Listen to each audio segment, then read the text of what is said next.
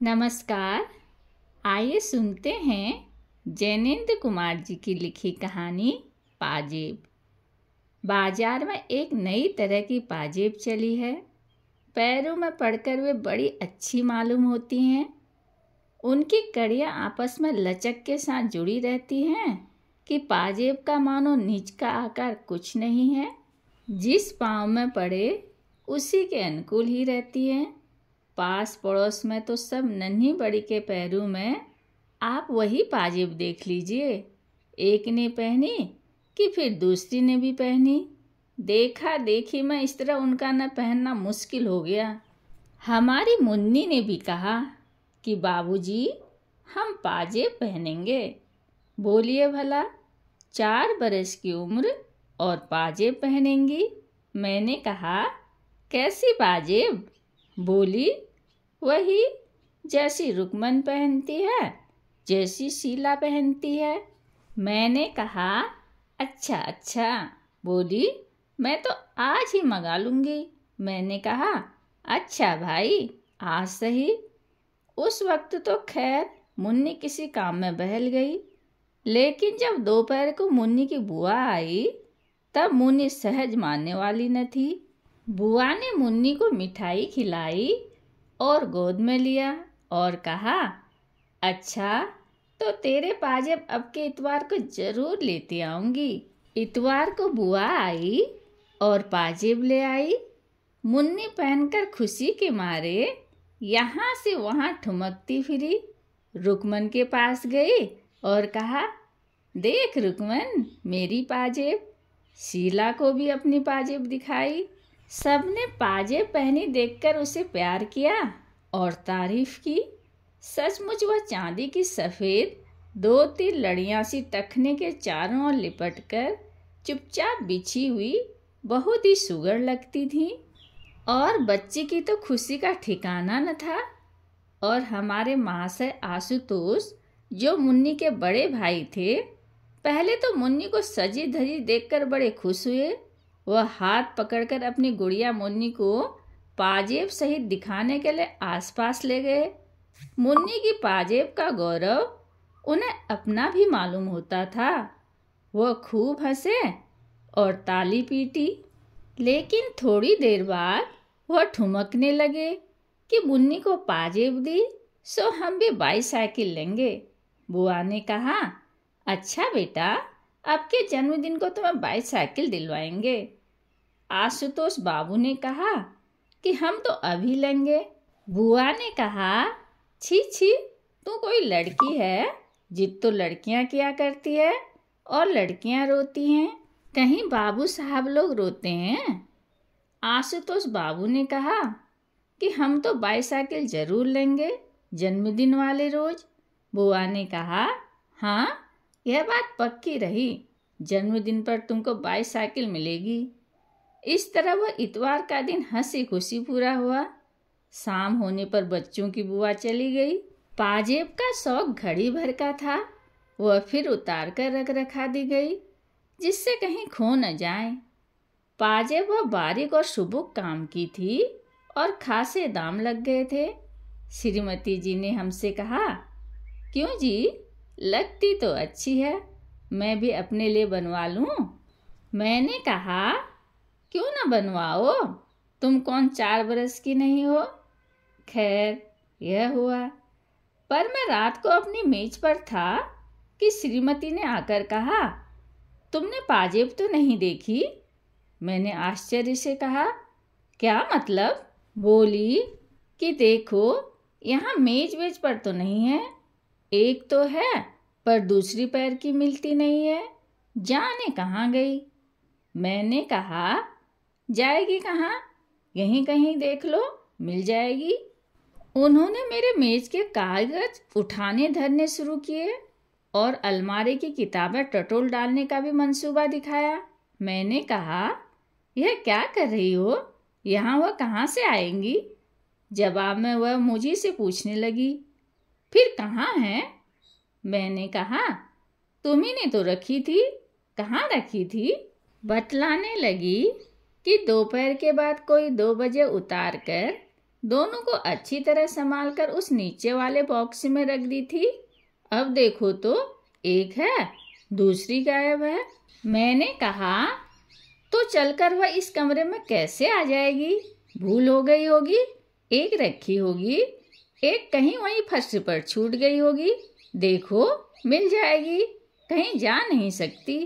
इस पर श्रीमती जी कहासुनी करने लगी कि तुम तो ऐसे ही हो, खुद लापरवाह हो, दोष उल्टे मुझे देते हो। कह तो रही हूँ कि मैंने दोनों संभाल कर रखी थी। मैंने कहा, संभाल कर रखी थी तो फिर यहाँ वहाँ क्यों देख रही थी?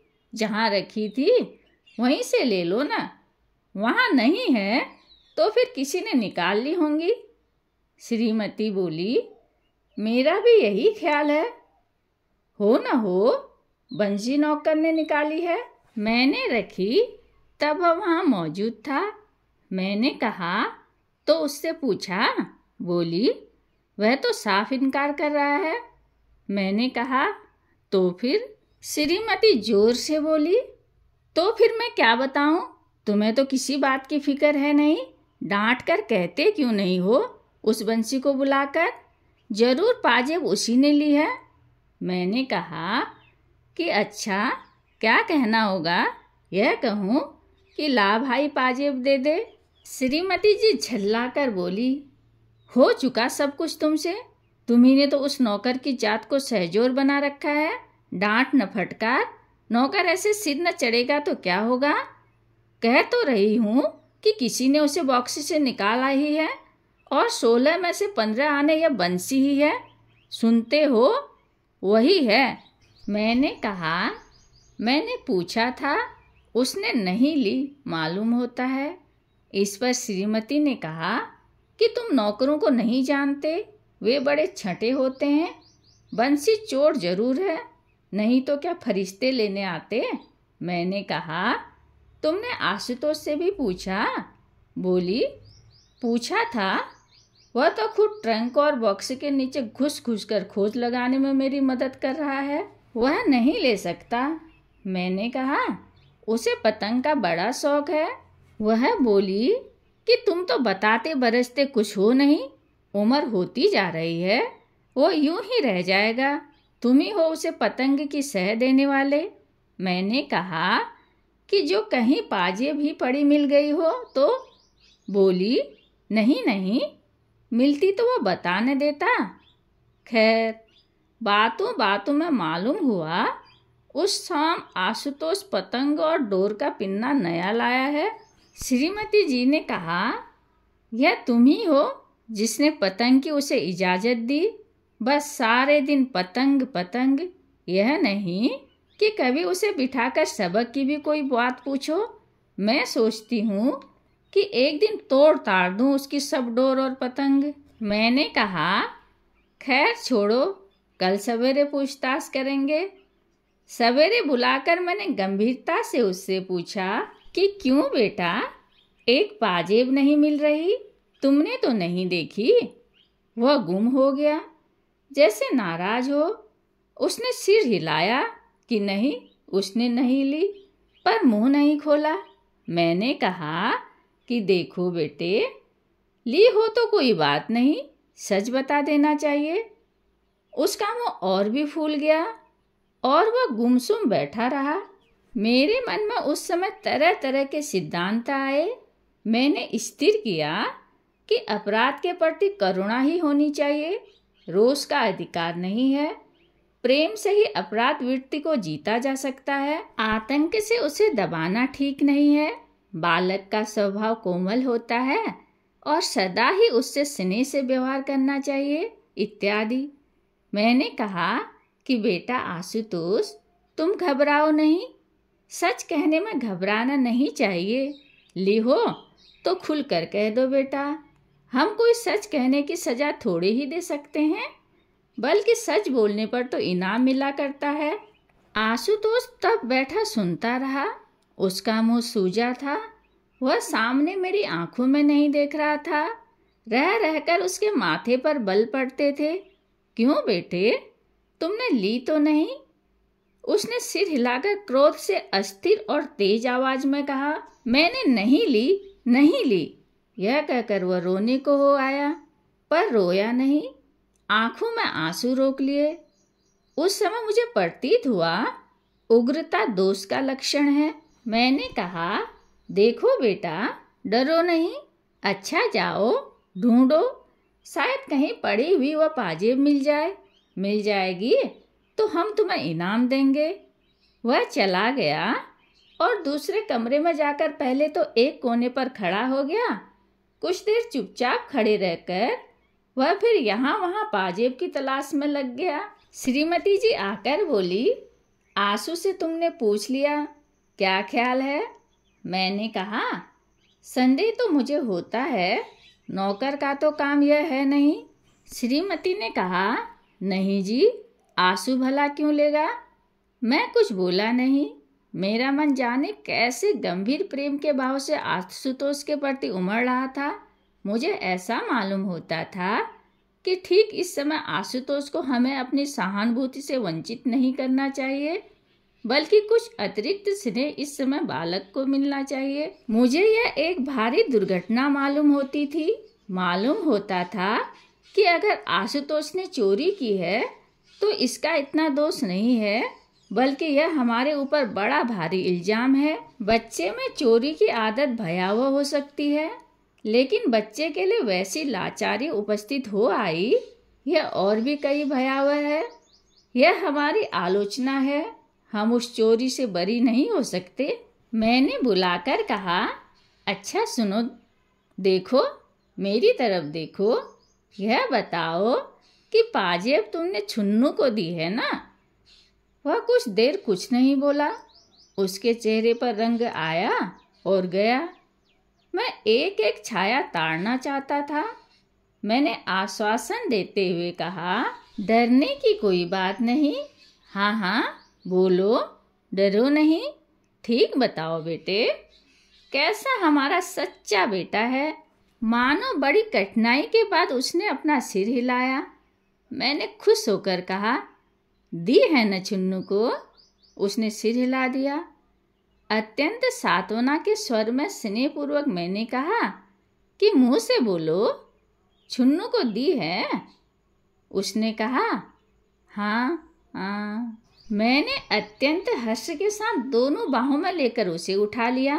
कहा, ऐसे ही बोल दिया करते हैं अच्छे लड़के। आंसू हमारा राजा बेटा है। गर्व के भाव से उसे गोद में लिए लिए मैं उसकी माँ की तरफ गया। उल्लासपूर्वक बोला कि देखो, हमारे बेटे ने सच कबूल किया है। पाजेब उसने छुन्नू को दी है। सुनकर माँ उसकी बहुत खुश हो आई। उन्होंने उसे चूमा, बहुत शाबाशी दी और उसकी बलैयाँ लेने लगी। आशुतोष भी मुस्कुराया, अगरचे एक उदासी भी उसके चेहरे से दूर नहीं हुई थी। उसके बाद अलग ले जाकर मैंने बड़े प्रेम से पूछा, पाजेब छुन्नू के पास है ना? जाओ, मांग ला सकते हो उससे। आशुतोष मेरी ओर देखता हुआ बैठा रहा। मैंने कहा कि जाओ बेटे, ले आओ। उसने जवाब में मुंह नहीं खोला। मैंने आग्रह किया तो बोला, छुन्नू के पास नहीं हुई तो वह कहाँ से देगा? मैंने कहा कि तो जिसको उसने दी होगी उसका नाम बता देगा। सुनकर वह चुप हो गया। मेरे बार बार कहने पर वह यही कहता रहा कि पाजेब छुन्नू के पास नहीं हुई तो वह कहाँ से देगा। अंत में हार कर मैंने कहा कि वह कहीं तो होगी। अच्छा, तुमने कहाँ से उठाई थी? पड़ी मिली थी और फिर नीचे जाकर वह तुमने छुन्नू को दिखाई? हाँ। फिर उसी ने कहा कि उसे बेचेंगे? हाँ। कहाँ बेचने को कहा? कहा मिठाई लाएंगे, नहीं पतंग लाएंगे। हाँ। सो पाजेब छुन्नू के पास रह गई? हाँ। तो उसी के पास होनी चाहिए ना, या पतंग वाले के पास होगी? जाओ बेटा, उससे ले आओ। कहना, हमारे बाबूजी तुम्हें इनाम देंगे। वह जाना नहीं चाहता था। उसने फिर कहा कि छुन्नू के पास नहीं हुई तो कहाँ से देगा। मुझे उसकी जिद बुरी मालूम हुई। मैंने कहा कि तो कहीं तुमने उसे गाड़ दिया है? क्या किया है? बोलते क्यों नहीं? वह मेरी ओर देखता रहा और कुछ नहीं बोला। मैंने कहा, कुछ कहते क्यों नहीं? वह गुमसुम रह गया और नहीं बोला। मैंने डपट कर कहा, जाओ, जहाँ हो वहीं से पाजेब लेकर आओ।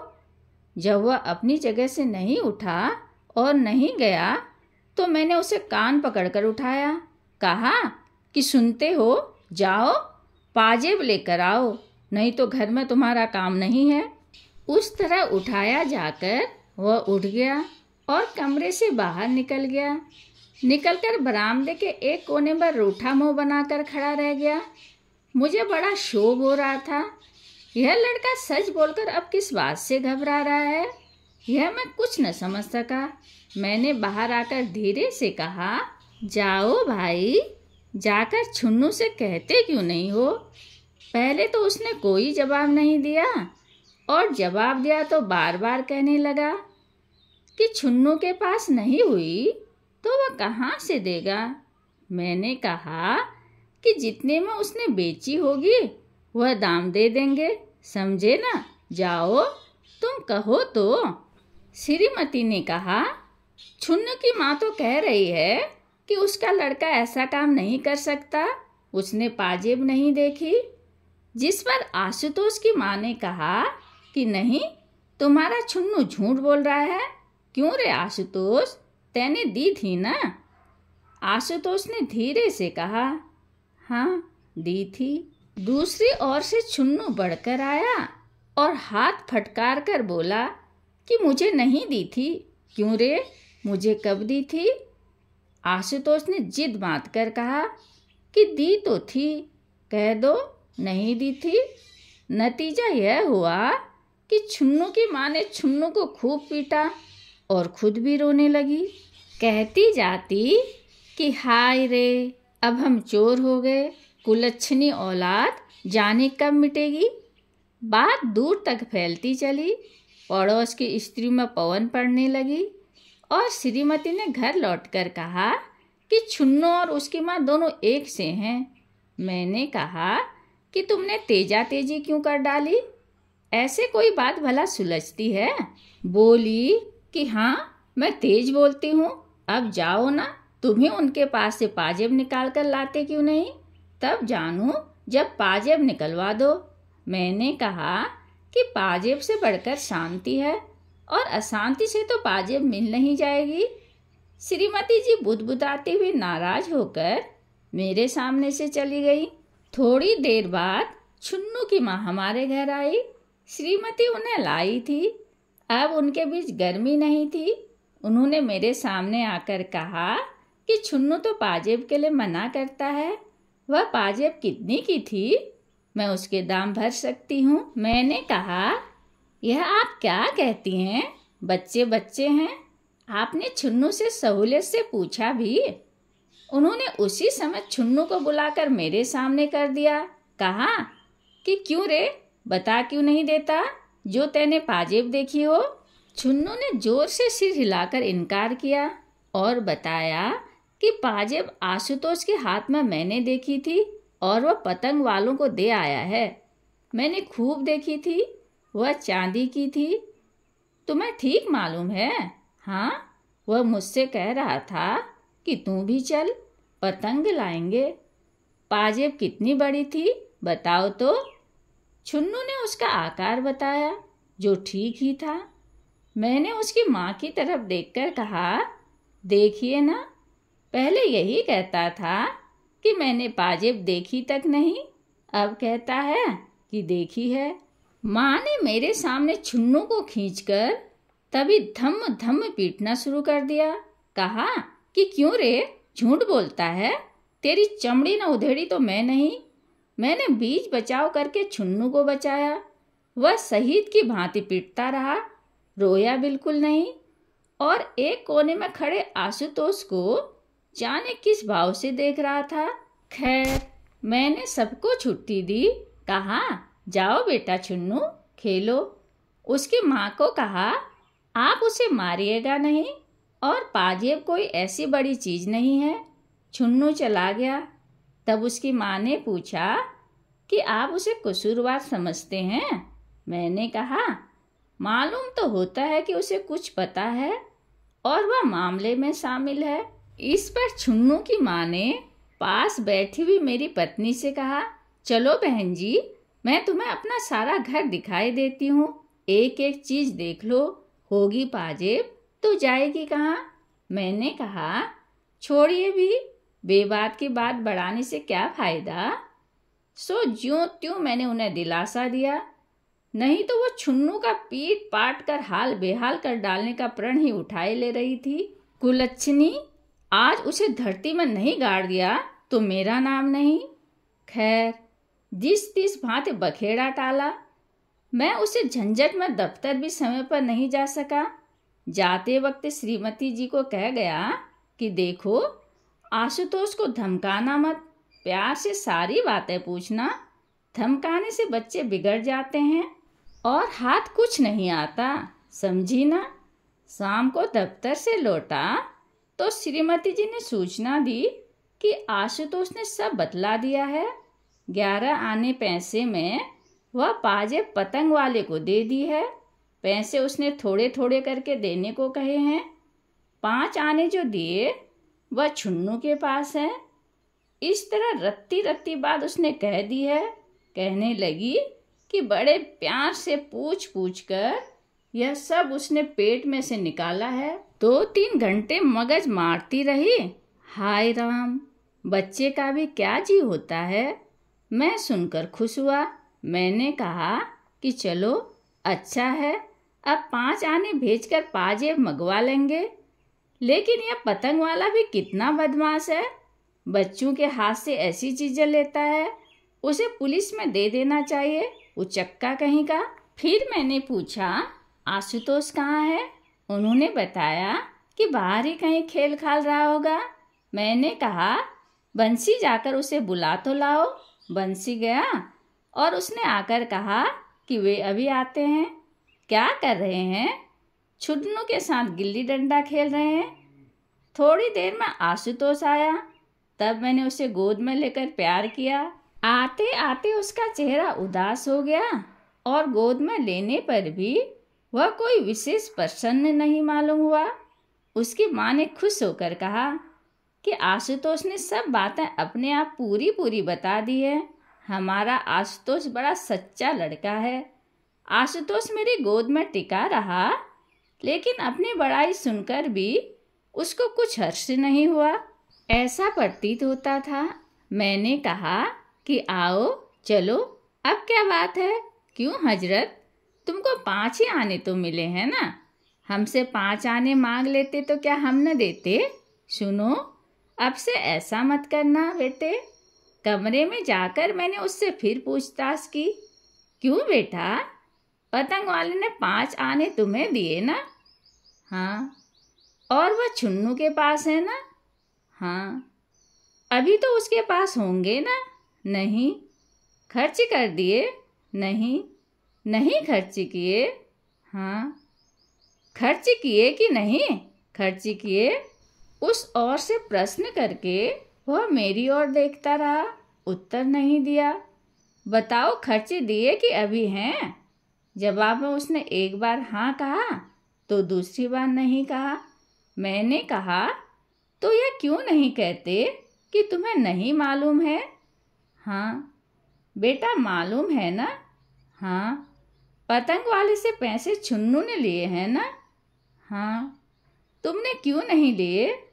वह चुप। इकन्नियाँ कितनी थी बोलो? 2। बाकी पैसे थे? हाँ। दुअन्नी थी? हाँ। मुझे क्रोध आने लगा, डपट कर कहा, सच क्यों नहीं बोलते जी? सच बोलो, कितनी इकन्नियाँ थी और कितना क्या था? वह खड़ा रहा, बोला नहीं। बोलते क्यों नहीं? वह नहीं बोला। सुनते हो, बोलो, नहीं तो। आशुतोष डर गया और कुछ नहीं बोला।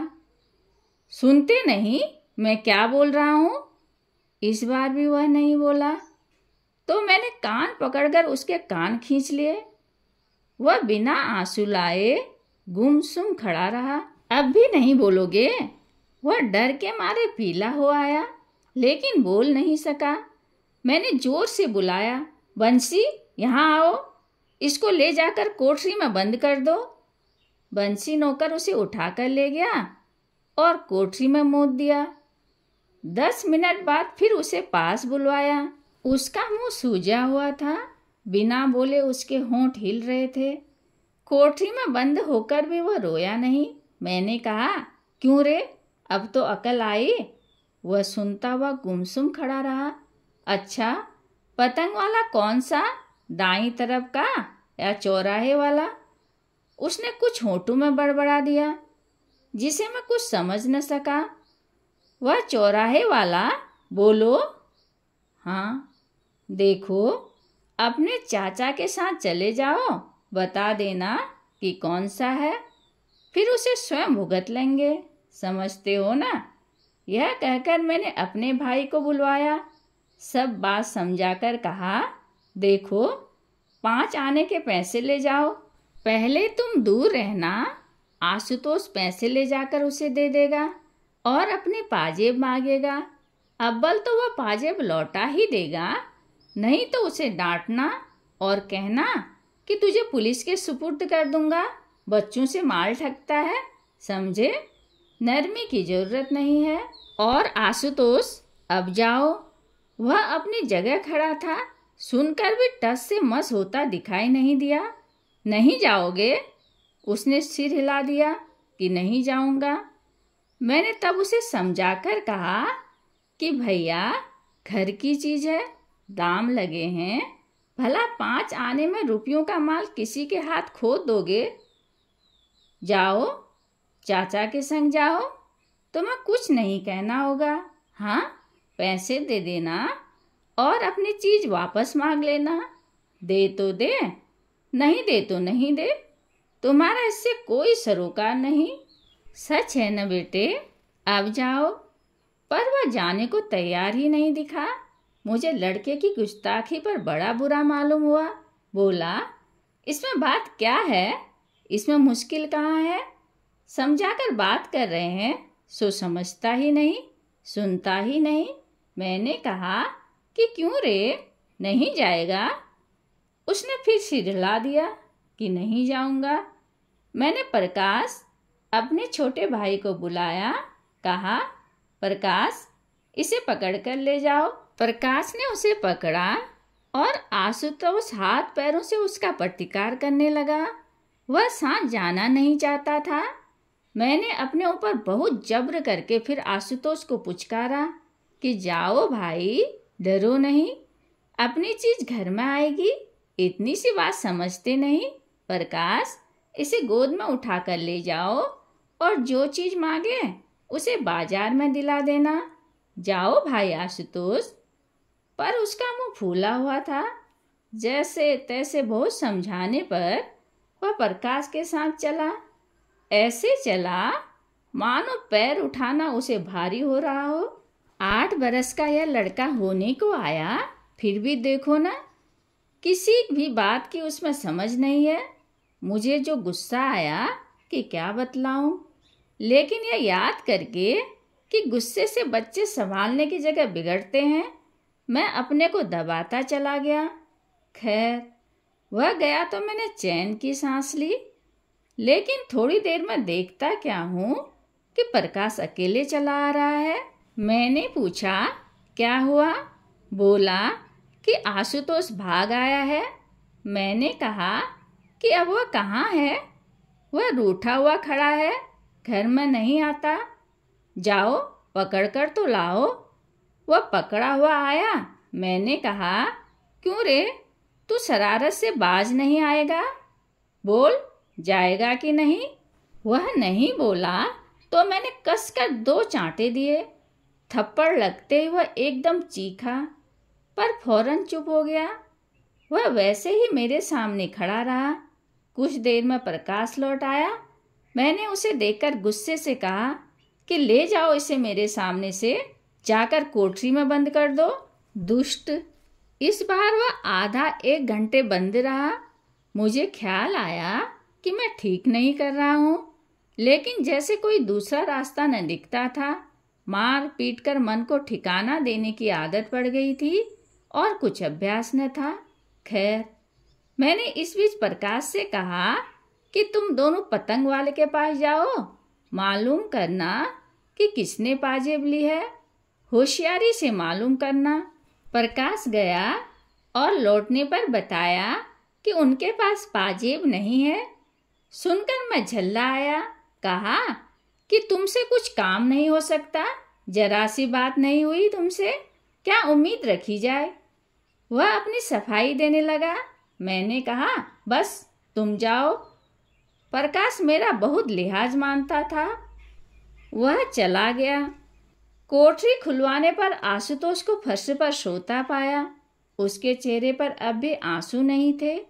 सच पूछो तो मुझे उस समय बालक पर करुणा हुई, लेकिन आदमी में एक ही साथ जाने क्या क्या विरोधी भाव उठते हैं। मैंने उसे जगाया। वह हड़बड़ा कर उठा। मैंने कहा, कहो क्या हालत है। थोड़ी देर वह समझा ही नहीं।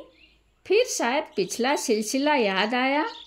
झट उसके चेहरे पर वही जिद, अकड़ और प्रतिरोध के भाव दिखाई देने लगे।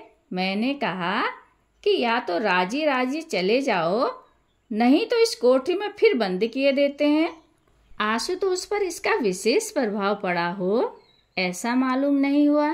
खैर, उसे पकड़कर लाया और समझाने लगा। मैंने निकालकर उसे 1 रुपया दिया और कहा, बेटा इसे पतंग वाले को दे देना और पाजेब मांग लेना। कोई घबराने की बात नहीं, तुम समझदार लड़के हो। उसने कहा कि जो पाजेब उसके पास नहीं हुई तो कहाँ से देगा। इसका क्या मतलब? तुमने कहा न कि 5 आने में पाजेब दी है, न हो तो छुन्नू को भी साथ ले लेना, समझे। वह चुप हो गया। आखिर समझाने पर जाने को तैयार हुआ। मैंने प्रेम पूर्वक उसे प्रकाश के साथ जाने को कहा। उसका मुंह भारी देखकर डांटने वाला ही था कि इतने में सामने उसकी बुआ दिखाई दी। बुआ ने आशुतोष के सिर पर हाथ रखकर पूछा कि कहाँ जा रहे हो। मैं तो तुम्हारे लिए केले और मिठाई लाई हूँ। आशुतोष का चेहरा रूठा ही रहा। मैंने बुआ से कहा कि उसे रोको मत, जाने दो। आशुतोष रुकने को उधत था। वह चलने में आनाकानी दिखाने लगा। बुआ ने पूछा, क्या बात है। मैंने कहा, कोई बात नहीं, जाने दो ना उसे। पर आशुतोष मचलने पर आ गया था। मैंने डांट कर कहा, प्रकाश इसे ले क्यों नहीं जाते हो। बुआ ने कहा कि क्या बात है। मैंने पुकारा, बंसी तू भी साथ जा, बीच में लौटने न पाए। सो मेरे आदेश पर दोनों आशुतोष को जबरदस्ती उठाकर सामने से ले गए। बुआ ने कहा, क्यों उसे सता रहे हो। मैंने कहा, कुछ नहीं, जरा यूं ही। फिर मैं उनके साथ इधर उधर की बात ले बैठा। राजनीति राष्ट्र की ही नहीं होती, मोहल्ले में भी राजनीति होती है। यह भार स्त्रियों पर टिकता है। कहाँ क्या हुआ, क्या होना चाहिए इत्यादि चर्चा स्त्रियों को लेकर रंग फैलाती है। इसी प्रकार कुछ बातें हुई। फिर छोटा सा बक्सा सरकाकर वह बोली, इनमें वह कागज है जो तुमने मांगे थे। और यहाँ यह कहकर उन्होंने अपने बास्केट की जेब में हाथ डालकर पाजेब निकालकर सामने की, जैसे सामने बिच्छू हो। मैं भयभीत भाव से कह उठा, यह क्या। वह बोली कि उस रोज भूल से यह एक पाजेब मेरे साथ चली गई थी। कहानी सुनने के लिए धन्यवाद।